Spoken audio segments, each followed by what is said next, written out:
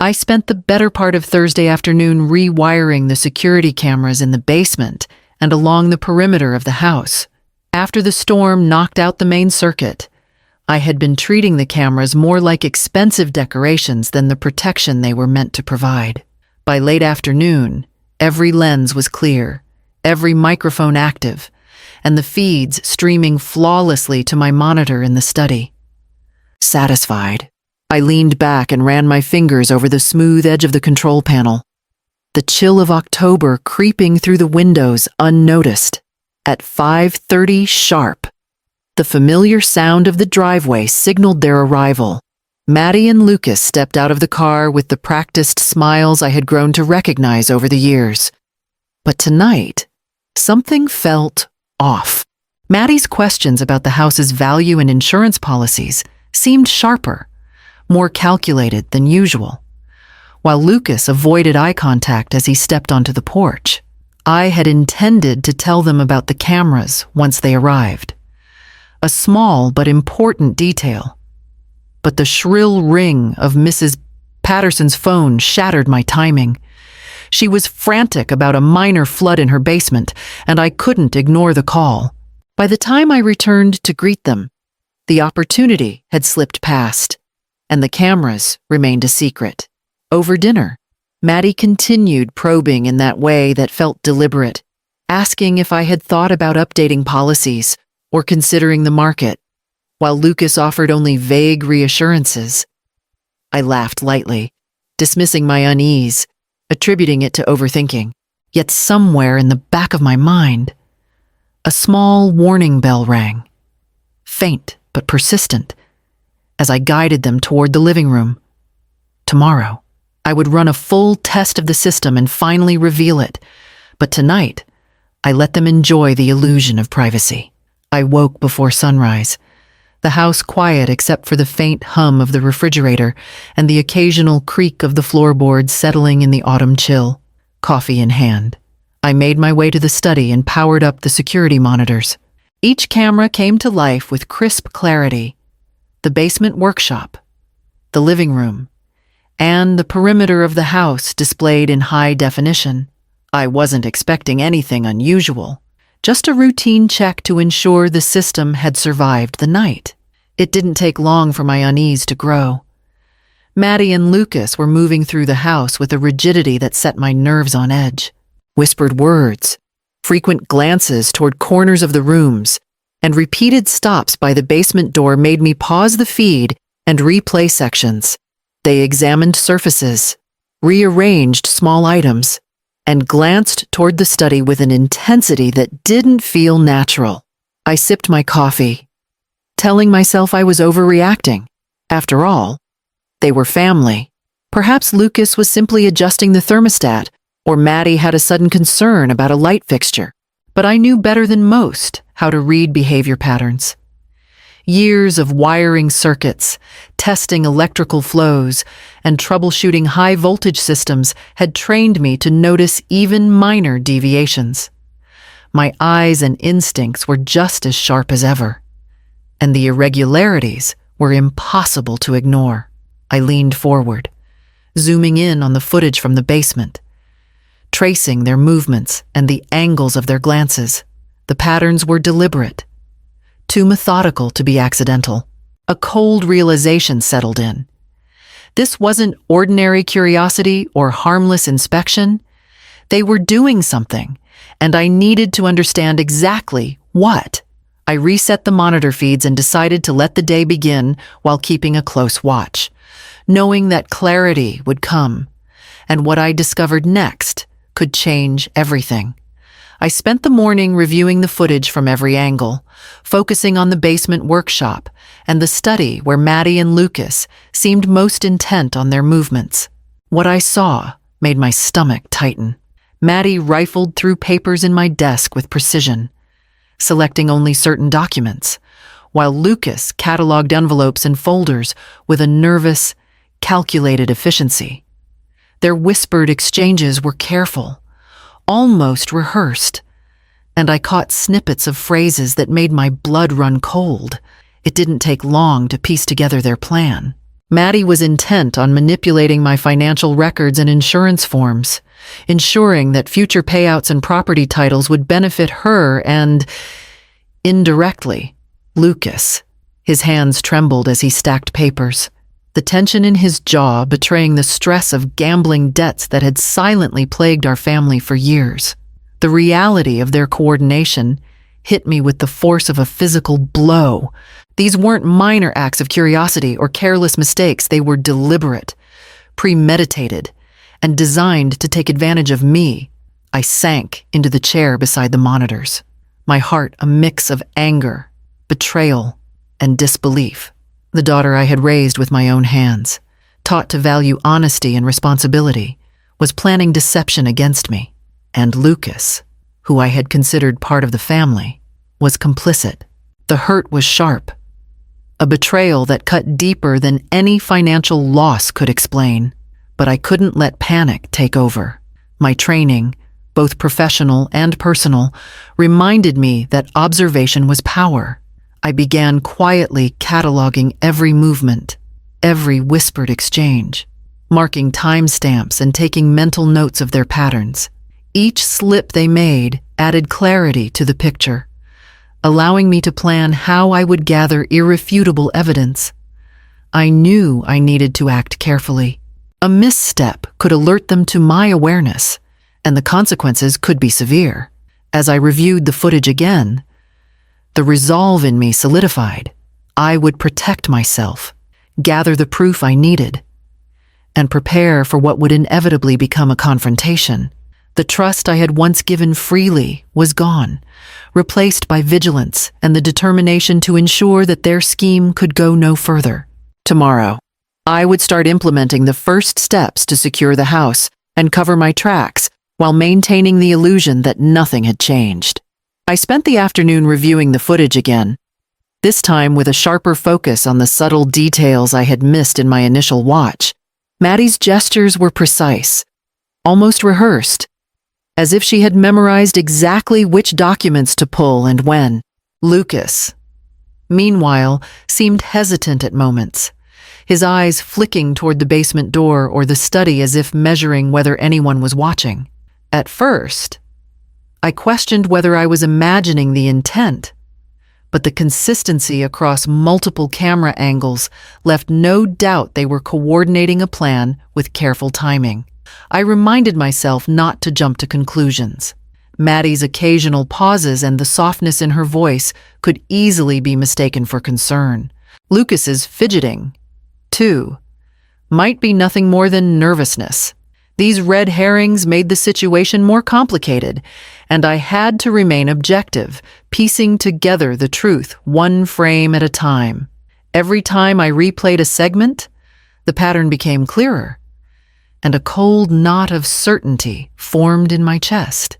By evening, I had mapped out the key points where their actions were most revealing.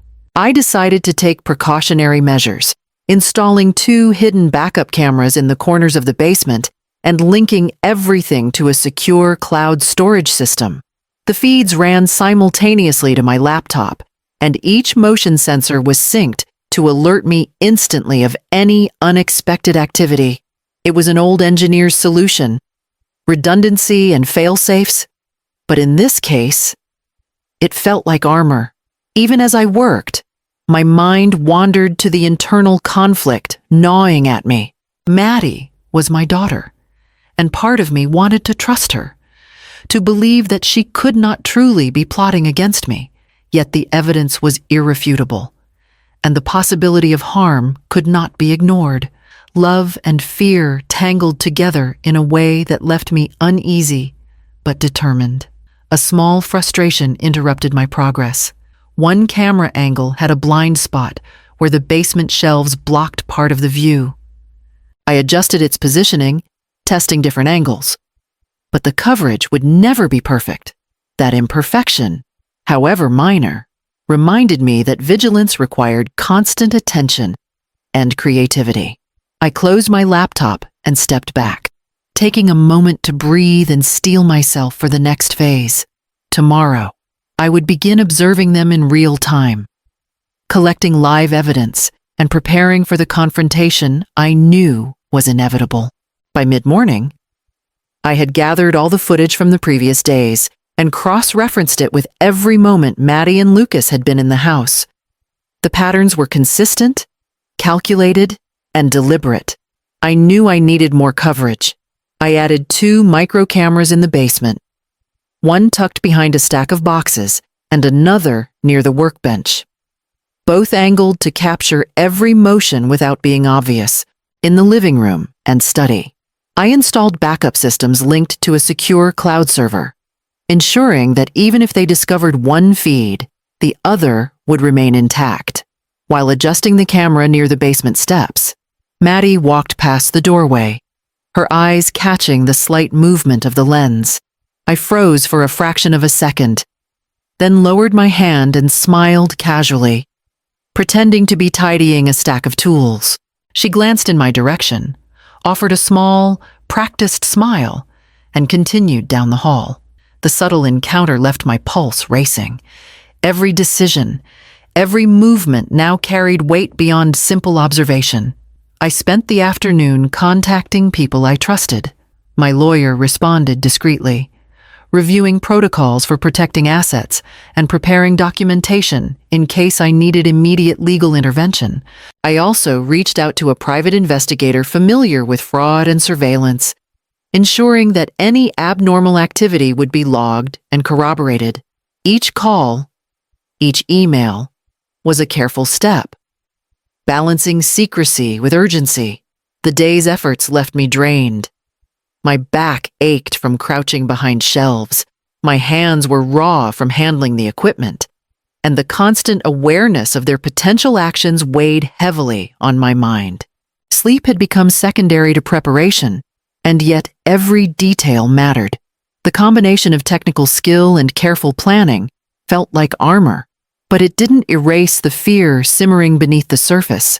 By evening, the feeds were live, every angle covered, and every alert set. I reviewed each camera one last time, watching their home as though it were a chessboard, and they were unaware pieces moving toward my carefully laid trap. The quiet hum of the system filled the room, a steady reminder that preparation could mean survival. Tomorrow, I would begin monitoring them in real time, documenting every interaction, every subtle shift in behavior, and every potential misstep they made. The moment of confrontation was drawing near, and I was ready to catch them unawares. They arrived at exactly 6 o'clock, as if rehearsed. I watched from the study monitor as Maddie stepped out of the car first, her heels clicking against the driveway, Lucas following a half step behind, eyes scanning the house in a way that made my stomach tighten. Neither of them knew the cameras were active, nor that every gesture, every glance, was being recorded in real time. From the moment they entered, small errors became apparent. Maddie fumbled with a stack of documents as she stepped into the hallway, a few sheets slipping to the floor. Lucas bent to pick them up, his movements hesitant, almost nervous, as if calculating the risk of being observed. Their whispered exchanges were clipped, careful, but the tone betrayed impatience and tension. Even their casual greetings carried the weight of hidden agendas. I sat back in the study chair, my hands resting lightly on the keyboard, giving the appearance of ordinary activity while I monitored every angle.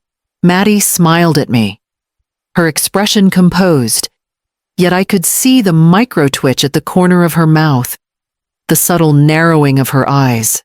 Lucas's voice carried a forced warmth as he asked about my morning, but the hesitation in his posture suggested he was thinking about everything else but conversation.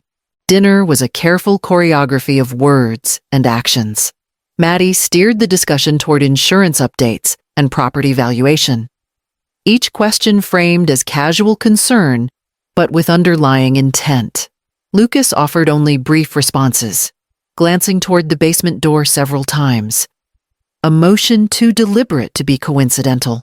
I answered politely, keeping my tone light. letting them feel the illusion of control while I absorbed every detail, every slight misstep. I reviewed the footage of their arrivals and movements in my mind, noting patterns I had seen before, and began preparing the final stage of my countertrap.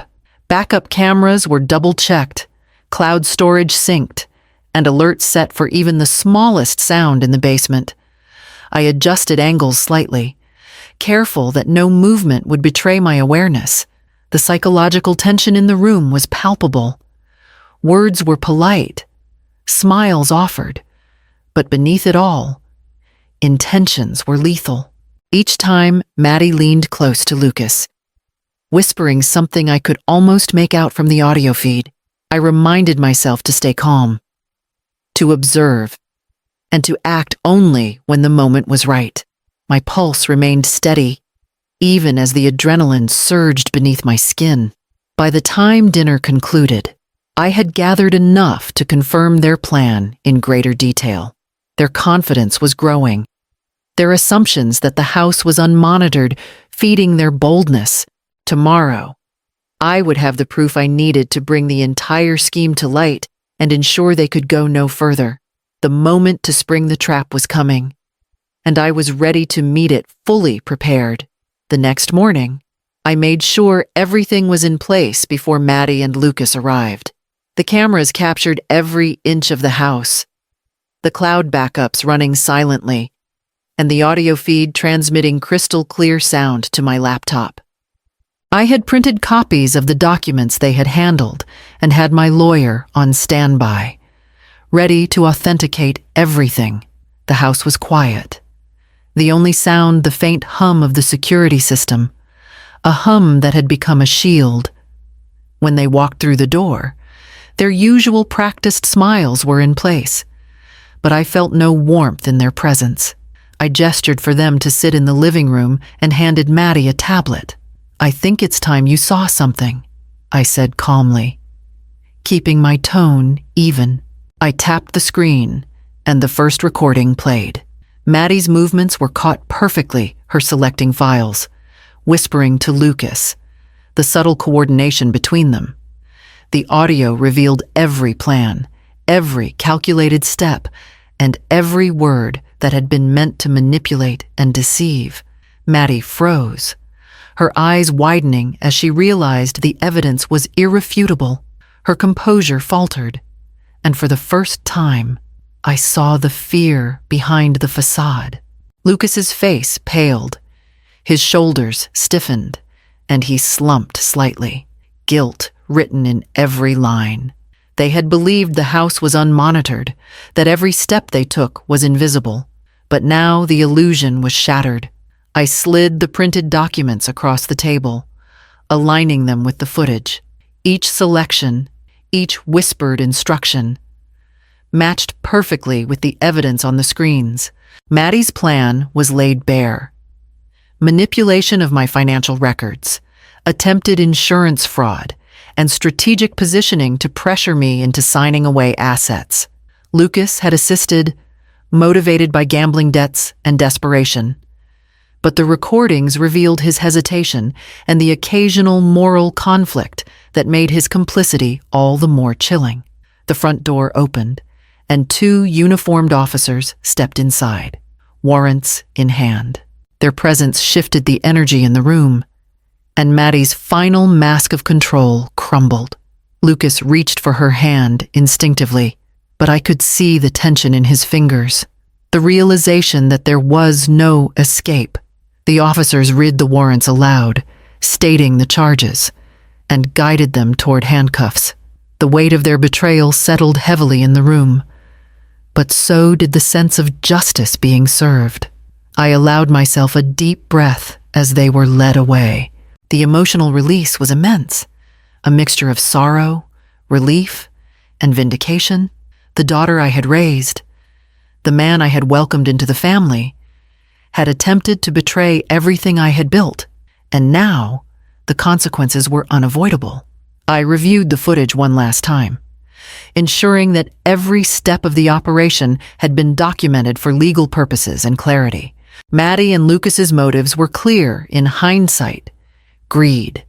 Financial pressure and influence from external threats had driven their actions. The plan had been meticulous, but it had failed because I had anticipated the patterns, protected the house, and trusted in careful preparation. The betrayal cut deep, yet it was countered by foresight, vigilance, and resolve. As the officers escorted them out and the door clicked shut, I returned to my monitors. There was still work to do: legal follow-ups, securing remaining documents, and ensuring that every threat had been neutralized. I settled into the chair, ready to review the recordings once more and prepare for the steps necessary to protect myself fully in the days to come. The house was quiet once more. Maddie and Lucas had been taken into custody, and the officers had left with the assurance that all evidence was secured and documented. I walked through the rooms slowly, my steps echoing in the familiar spaces, feeling the weight of relief and sorrow settling over me. The betrayal was raw in memory, but the immediate danger had passed. I allowed myself to sit in the study and breathe deeply, reflecting on the events that had unfolded over the past week.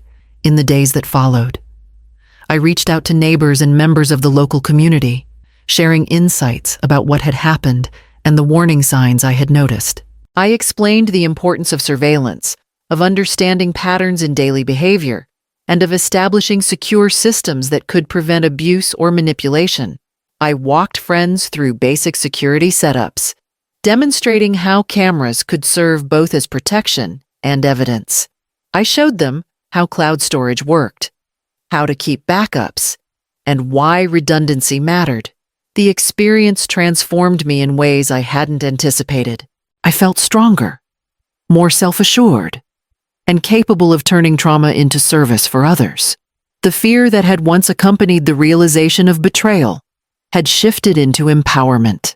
I found satisfaction not in revenge but in taking control and using my knowledge to ensure the safety of those who might not recognize threats until it was too late. Teaching neighbors, guiding friends, and consulting with community members gave me purpose beyond the confines of my own home. Every day, I reviewed the footage, ensuring that nothing had been missed, and continued refining the security measures I had implemented. I found peace in knowing that vigilance, preparation, and foresight could create an environment where deception had little chance of taking hold. The betrayal by my daughter had been devastating, but it also served as a lesson in discernment, caution, and moral clarity. In time, the weight of sorrow began to lift, replaced by a resolute determination to remain vigilant while nurturing the trust that was earned rather than assumed. I realized that preparation was not just about technology or legal safeguards. It was about awareness, self-respect, and understanding human nature.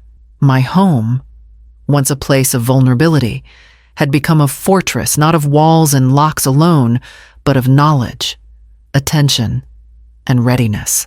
As I closed the study door behind me and stepped into the living room, I understood that the lessons learned extended beyond my own life. Each precaution, each alert system, each conversation with neighbors strengthened a network of safety and awareness. The past week had tested my limits, but it had also reaffirmed my capacity to adapt, to endure, and to transform fear into purposeful action. The next steps would be to continue sharing that knowledge, ensuring that others could survive and thrive, even in the face of betrayal.